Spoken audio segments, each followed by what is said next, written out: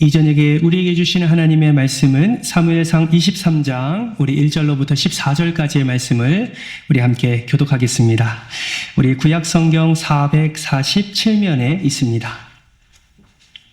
사무엘상 23장 1절로부터 14절까지의 말씀, 구약성경 447면에 있습니다. 여러분의 성경책을 꼭 펴셔서 함께 또 우리 말씀을 읽었으면 좋겠습니다. 우리 한 절씩 교독하겠습니다. 사람들이 다윗에게 전하여 이르되 보소서 블레셋 사람이 그일라를 쳐서 그 타작마당을 탈취하더이다 하니 내가 가서 여호와께서 다윗에게 이르시되 가서 블레셋 사람들을 치고 그일라를 다윗의 사람들이 그에게 이르되 보소서 우리가 유다에 있기도 두렵거든 하물며 그일라에 가서 블레셋 사람들의 군대를 치는 일이까 한지라. 네, 여호와께서 대답하여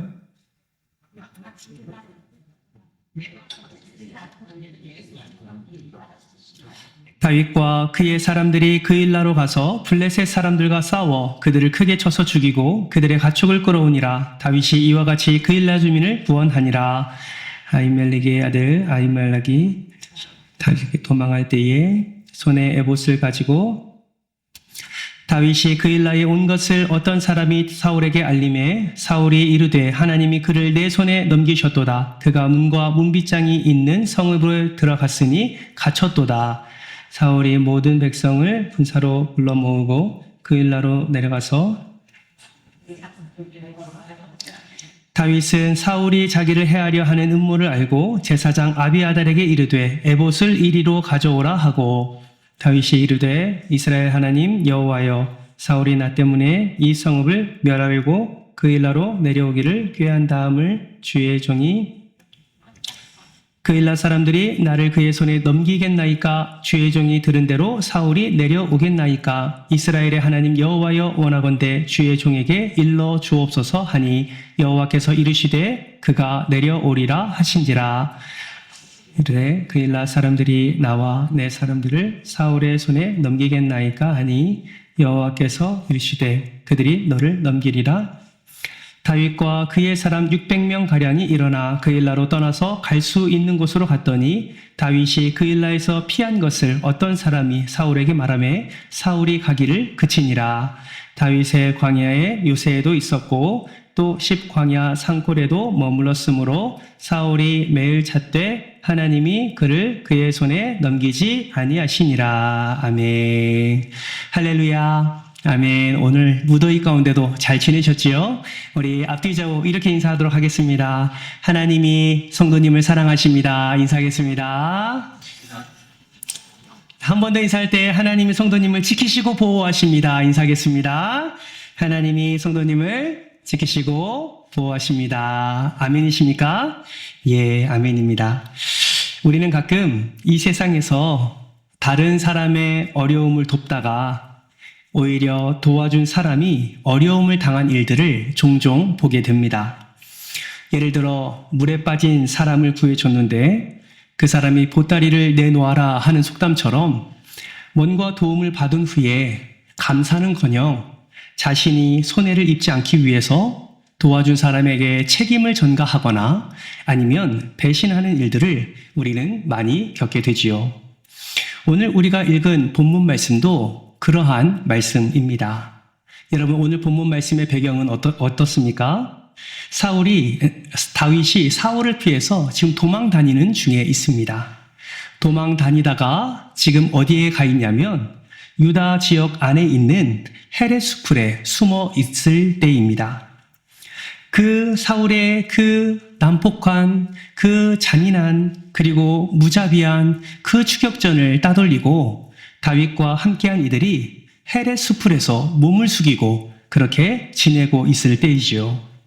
그런 때에 한 사람이 다윗에게 찾아와서 이렇게 말합니다.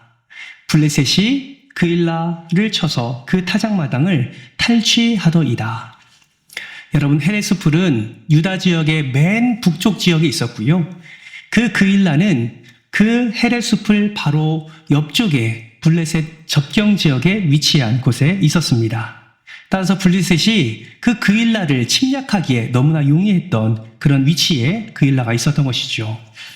타작 마당을 탈취했다라는 말은 그 당시는 농경 시기였기 때문에 타작하는 시기에 곡식을 빼앗는 일들이 너무나 많았는데 지금 그일라 지역의 곡식을 추수하고 타작하는 그 시기에 블레셋 군대가 쳐들어와서 그 곡식을 빼앗아가는 그런 상황을 말하고 있는 것입니다.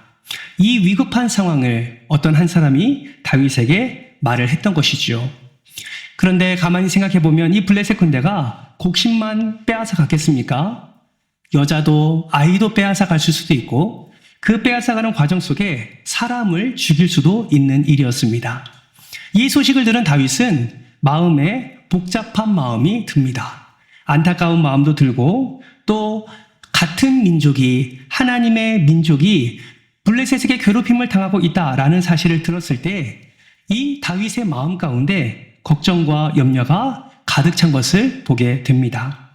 그런데 도와주고 싶어도 당장 달려가고 싶어도 사실 다윗의 형편이 지금 그러한 형편이 아닙니다. 여러분 다윗의 형편이 어땠습니까?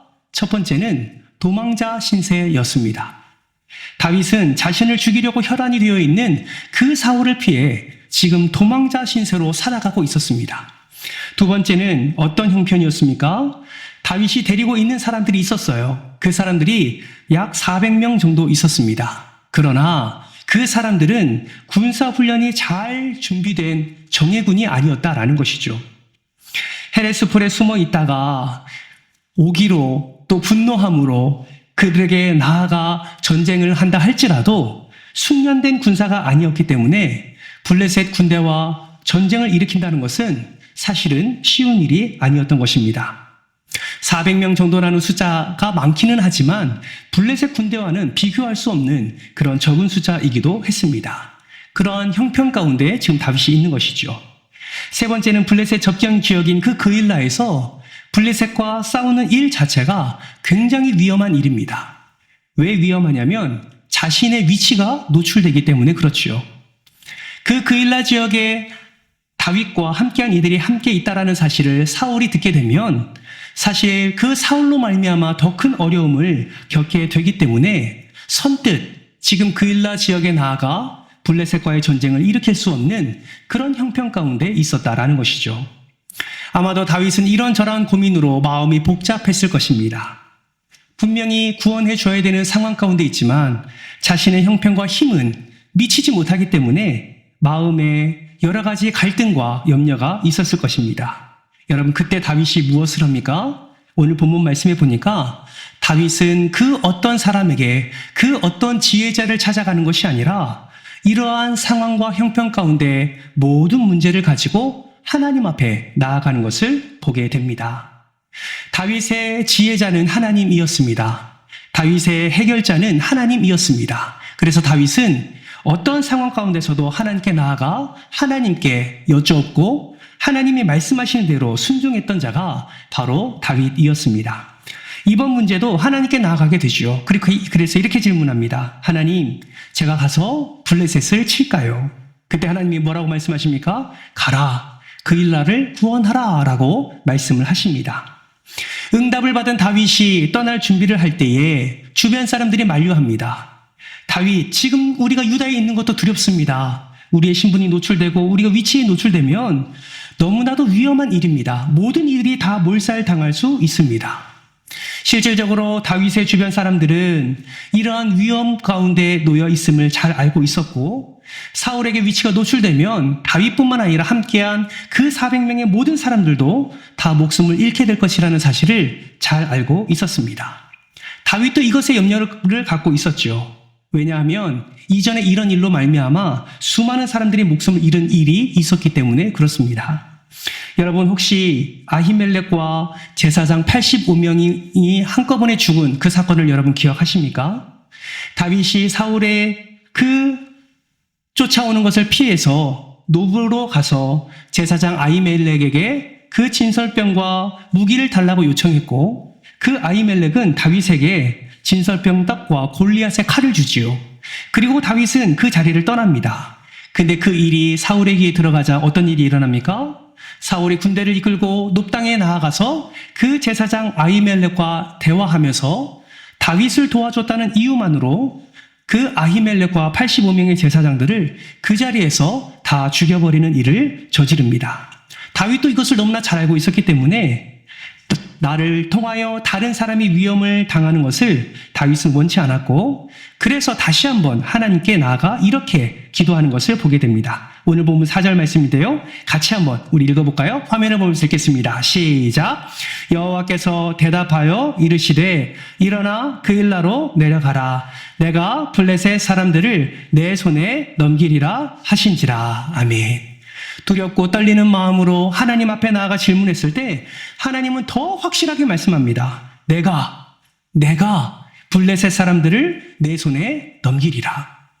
너가 너의 힘으로 싸워서 승리를 쟁취하는 것이 아니라 내가 블레셋 사람들을 내 손에 넘겨줄 거야. 하나님은 분명히 말씀합니다. 놀랍게도 다윗은 이 말씀에 순종했고 실제로 하나님이 블레셋을 잡아 다윗의 손에 옮겨주시는 놀라운 은혜를 다윗은 누리게 됩니다. 다윗은 승리하게 되었고 블레셋의 모든 가축과 블레셋의 모든 것들을 빼앗아 오게 되지요. 하나님의 승리를 다윗이 경험하게 되었습니다. 그런데 문제는 무엇입니까? 염려하고 걱정했던 일이 터지게 된 것입니다. 사울이 이 소식을 듣고 다윗을 잡기 위해 군대를 모으고 지금 그일라로 지금 공격해 들어오고 있습니다. 여러분, 이때 다윗의 마음이 좀 어땠을까요? 여러분이 다윗이라면 한번 생각해 보십시오. 지금 그일라에 있습니다. 전쟁에서 승리했습니다. 승리의 기쁨을 함께 누리고 있습니다. 그일라의 주민을 구원한 것도 기쁘지만 하나님이 전리품을 안겨다 주시고 그것으로 말미암아 함께 기쁨을 누리고 있습니다. 그런데 소식이 들려옵니다. 사울이 군대를 모집해서 그일라로 쳐들어오고 있다고 소식을 듣게 됩니다. 여러분, 그때 다윗의 마음이 어떨까요? 좀 억울한 마음도 들지 않았을까요? 좀 의아한 마음도 들지 않았을까요? 왜요? 지금 다윗은 누구의 말씀에 순종했을 뿐입니까? 하나님의 말씀에만 순종했을 뿐입니다. 하나님께 질문했고 하나님이 말씀하신 것을 따라 순종한 것 뿐입니다. 순종했더니 승리하게 하셨고 순종했더니 그 더 많은 것을 채우시는 하나님을 경험했습니다. 여러분, 그렇다면 하나님의 말씀대로 순종했다면 이후에 일어날 일들도 하나님이 막아주셔야 되는 거 아닙니까? 하나님의 말씀에 순종했으니 내가 그런 염려와 걱정까지도 다 주님 앞에 내어놓고 기도했더니 가라고 하셨고 내가 블레셋을 내 손에 넘겨주시겠다고 말씀하셨고 그일라를 구원하라 말씀하셨고 그 말씀에 순종했다면 그 후에 일어날 사울이 다시 자신의 위치를 알고 자신이 쫓아오려고 했던 그 염려와 걱정도 하나님이 막아주시고 보호해주시고 지켜주셔야 하는 것 아니겠습니까? 평안을 주셔야 되는 거 아닌가요? 왜 하나님의 말씀대로 순종했는데 이런 일이 일어나게 되는 것일까요? 이것이 우리가 일반적으로 갖게 되는 하나님에 대한 의문이요, 하나님을 온전히 믿지 못하는 그런 과정인 것 같습니다. 여러분, 다윗은 이럴 때 어떻게 했습니까? 하나님께 순종했음에도 불구하고 다시 자신의 목숨을 찾는 자가 자신을 향해 칼을 들고 쫓아온다.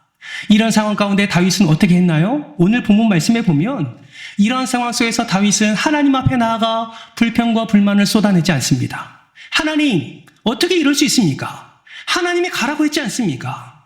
하나님의 말씀에 순종했지 않습니까? 그러면 막아주셔야 되는 거 아닙니까? 왜 그들이 군대를 이끌고 나를 죽이려 여기까지 오게 하시나이까? 이러한 문장이 한 군데도 나오지 않는다라는 것입니다. 오늘 본문 말씀에서 확인할 수 있는 것은 다윗은 하나님과 늘 소통하는 자였고 하나님 안에 거하는 자였고 분명히 그일라를 구원하게 하신 이도 하나님이시고 이 일도 반드시 피하게 하실 일도 하나님이심을 믿었기에 다시 다윗은 이 모든 문제를 가지고 하나님 앞에 나아가는 것을 우리는 확인할 수가 있습니다. 다윗이 쳐들어오고 있지만 사울이 쳐들어오고 있지만 다윗은 하나님 앞에 무릎을 꿇는 것이죠. 그리고 하나님께 이렇게 질문합니다. 여러분, 오늘 보면 10절부터 12절 말씀인데요. 여러분의 성경을 보시면서 같이 한번 교독해 볼까요? 제가 먼저 10절, 여러분 11절, 12절은 같이 읽겠습니다. 10절 말씀 이렇게 말씀합니다. 다윗이 이르되 이스라엘 하나님 여호와여, 사울이 나 때문에 이 성읍을 멸하라고 그 일나로 내려오기를 꾀한다 함을 주의 종이 분명히 들었나이다. 그 일나 사람들이 나를 그의 손에 넘기겠나이까?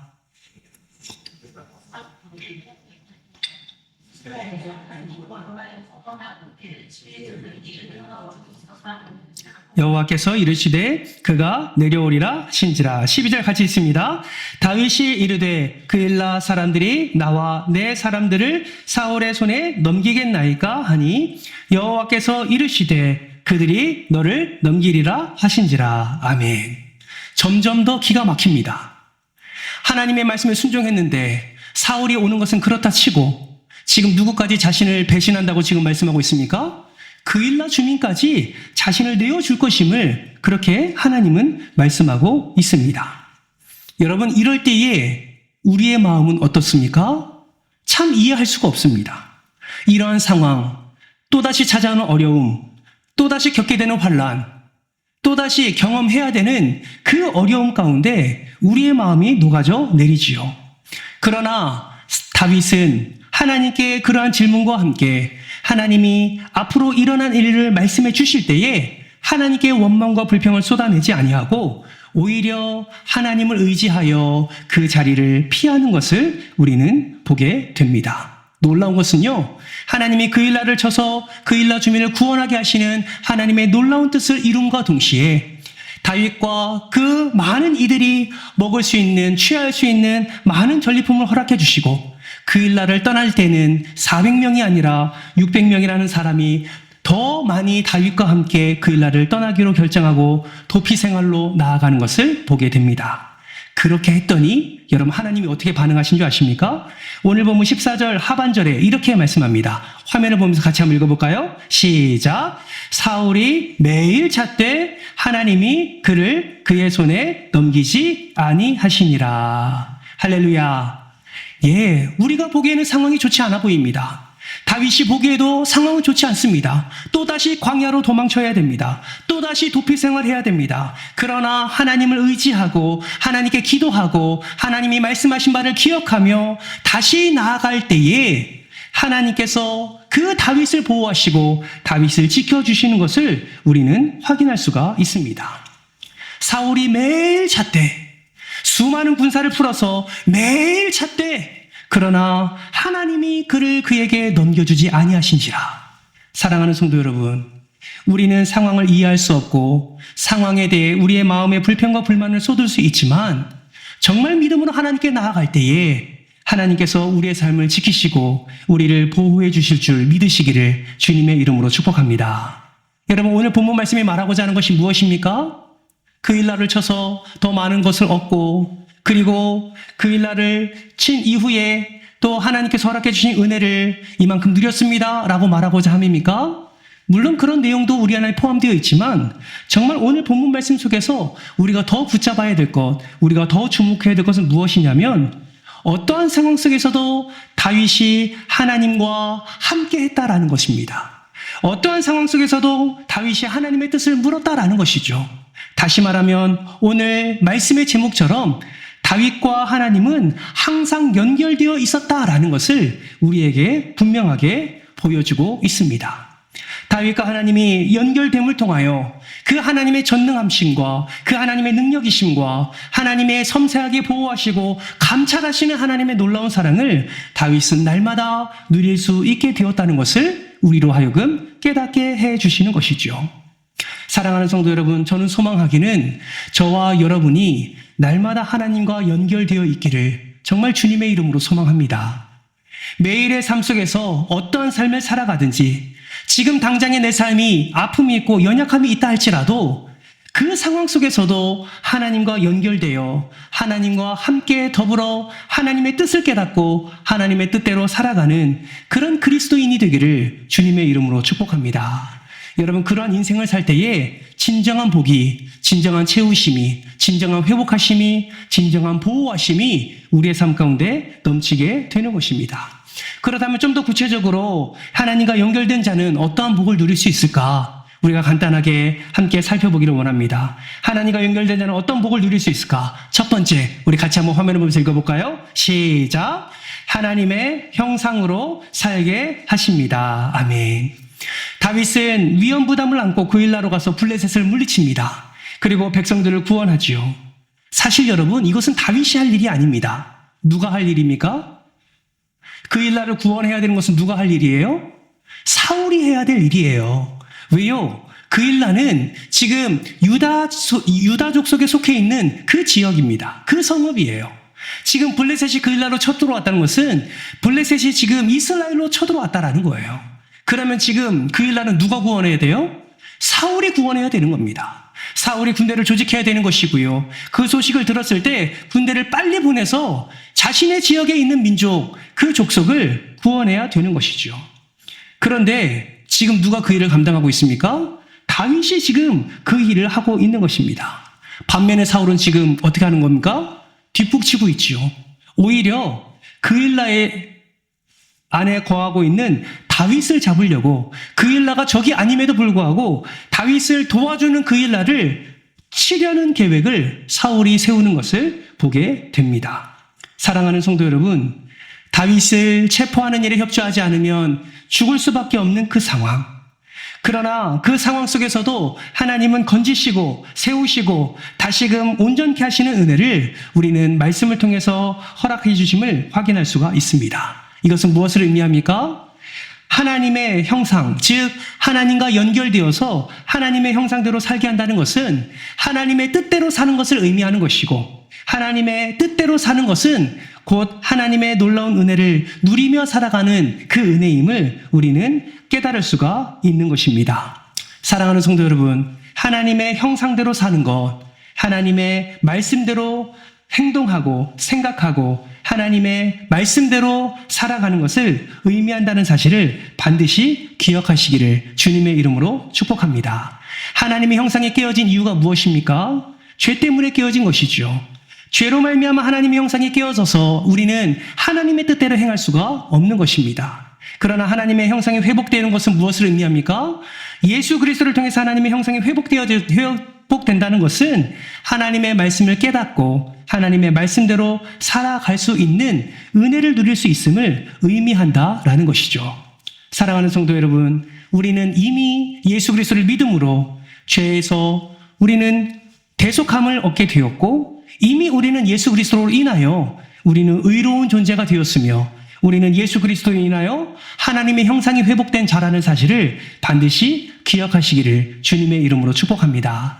그러므로 우리는 어떻게 살아가야 됩니까? 하나님의 형상이 회복된 자로 우리는 하나님의 말씀에 민감하게 반응하고 하나님의 말씀에 순종하여 하나님처럼 말하고 하나님처럼 행동하고 하나님의 뜻을 이뤄내는 그런 삶을 살아야 한다라는 것이죠. 그런데 만약에 여전히 형상이 깨어진 채로, 죄로 말미암아 하나님의 형상이 깨어진 채로 살아가게 되면 우리는 어떻게 됩니까? 여러분 기억하십시오. 우리는 하나님의 형상이 회복되지 않은 채 죄로 깨어져서 살아가고 있다면 우리는 정말 하찮은 존재밖에 되지 않는다는 사실을 반드시 기억하시기를 바랍니다. 여러분, 우리는 어떤 존재입니까? 흙과 같고 먼지와 같은 존재입니다. 그러한 흙과 먼지인 존재에 생기를 불어넣어서 우리를 창조하셨고 우리를 하나님의 형상대로 살아가도록 은혜를 허락해 주셨다는 사실을 여러분 반드시 기억하시기를 주님의 이름으로 축복합니다. 그러므로 죄가 아니라 하나님의 말씀으로 우리는 든든히 서가야 될 줄 믿습니다. 기억하십시오. 아무리 우리가 다윗과 같이 성품이 좋고 다윗과 같이 열심을 낸다 할지라도 하나님과의 연결이 끊어지면 추악한 인간밖에 될 수 없다는 사실을 반드시 기억하시기를 주님의 이름으로 축복합니다. 지난주에도 살펴본 것처럼 다윗이 하나님과의 연결이 끊어졌을 때 어떤 일이 일어났습니까? 밧세바를 범하는 일이 일어나지 않았습니까? 여러분, 우리도 마찬가지다라는 것이죠. 그러나 하나님과 날마다 연결되면 우리는 어떠한 은혜를 누릴 수 있습니까? 하나님이 형상이 회복되면 다른 사람을 용서할 수도 있고 원수를 사랑할 수도 있고 즐거워하는 자들과 함께 즐거워할 수 있고 우는 자들과 함께 울 수 있으며 돈이나 세상의 즐거움이 아니라 하나님 한 분만으로 우리는 만족하며 즐거워하며 살아갈 수 있게 되는 것입니다. 바라고 소망하기는 하나님의 형상이 온전히 회복되어 하나님 안에서 하나님의 뜻을 이루며 살아가는 저와 여러분 되시기를 주님의 이름으로 축복합니다. 두 번째, 하나님과 연결된 사람이 받을 수 있는 복, 둘째는 무엇입니까? 우리 화면을 보면서 같이 한번 읽어볼까요? 시작! 하나님의 지혜로 살게 하십니다. 아멘. 다윗이 하나님의 응답을 받고 블레셋을 치러 그 일나로 가고자 할 때 사람들은 반대를 합니다. 왜냐하면 그 일로 말미암아 더 큰 어려움을 당할 수 있기 때문에 그렇습니다. 그러나 하나님은 하나님의 지혜를 다윗에게 말씀해 주셨고, 그 다윗이 그 하나님의 지혜에 따라 순종하며 살아갔을 때 하나님은 더 많은 것을 채워주시는 것을 우리는 말씀을 통해서 확인할 수가 있습니다. 다윗의 승리는 다윗의 그 존재감과 그리고 하나님의 말씀에 따라 순종한 그 자의 삶에 그 어떤 은혜가 임하게 되는지를 분명하게 보여주고 있는 것입니다. 여러분, 우리는 우리 앞에 닥쳐져 있는 문제에만 집중할 때가 있습니다. 인생에 단편적으로 보고 눈앞의 문제에만 몰두하게 되는 것이죠. 그것이 내가 원하는 대로 되고 내가 원하는 때에 되기를 우리는 원합니다. 그러나 하나님은 우리의 삶의 전체를 아시고 가장 아름답게, 가장 선하게, 가장 복되게 만들어 주시는 것입니다. 저는 목회를 할 때마다 이러한 것을 너무 분명하게 깨닫게 됩니다. 사실 제가 신대원에 들어간 것이 그렇게 이른 나이가 아니었습니다. 저는 신대원 1학년 때가 32살에 들어갔거든요. 32살에 신대원에 1학년에 입학해서 신대원 과정을 경험해서 사실 참 힘들었습니다. 뭐가 제일 힘들었는지 아십니까? 신학부를 졸업하신 전도사님들은 그 학부 기간 동안에 배웠던 4년 동안에 배웠던 그 성경과 그리고 조직신학과 여러 가지의 그 과정들을 겪으면서 그것에 대해서 너무나 잘 알고 있고 또 신대원까지 이어지면서 신대원 수업을 따라가는 데 있어서 별로 어려움을 느끼지 않더라고요.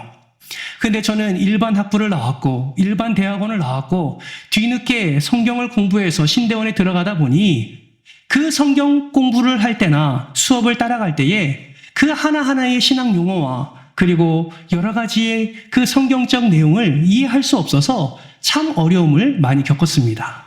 어려움을 겪다 보니 어떤 생각까지 하게 됐냐면 그 신대원에 들어오기 전에 내가 경험했던 그 학교 교사의 생활, 그리고 시험 공부했던 것들, 그리고 1년의 대학원 생활 동안에 경험했던 그 모든 것들이 정말 헛되구나라는 생각을 했을 때가 있습니다. 차라리 그때 내가 신학을 했더라면 어차피 내가 신학원에 왔으면, 대학원에 왔으면 차라리 학부 때부터 신학을 했으면 훨씬 내가 더 분명하게, 더 확실하게 신학을 공부할 수 있었을 텐데 라는 생각을 할 때가 있습니다. 근데 시간이 지나면서 하나님이 허락해 주신 사명의 자리에서 사명을 감당할 때에 요즘은 어떤 생각이 드는 줄 아십니까? 그때 경험했던 그 경험이, 그때 배워왔던 일반 학문이, 그리고 그때 경험했던 그 아픔과 그 어려움과 그 두려움과 그 실패감이 지금 하나님의 그 사역을 감당하는 데 있어서 하나하나 다 쓰임받고 있다는 사실을 경험하게 됩니다. 여러분, 그거 아십니까? 내가 지금 경험하고 있는 아픔이 나중에 하나님 나라를 세워가는데 큰 도구로 쓰임받을 수도 있습니다. 지금 내가 경험하는 이 문제가 앞으로 하나님 나라를 세워가고 한 영혼을 세워가는 데 있어서 하나님께서 너무나 빛나는 보석처럼 사용할 수 있다는 사실도 여러분 반드시 기억하시기를 주님의 이름으로 축복합니다. 하나님이 허락해 주신 그 지혜로 살아갈 때 하나님이 주신 지혜가 풍요롭고 뭔가 형통한 삶이 아니라 할지라도, 내가 원하는 삶이 아니다 할지라도 하나님은 그 지혜를 반드시 하나님의 뜻과 하나님의 말씀을 나타내는 데 사용하셔서 그것으로 말미암아 더 큰 은혜를 부어주신다라는 사실을 반드시 기억하시기를 주님의 이름으로 축복합니다.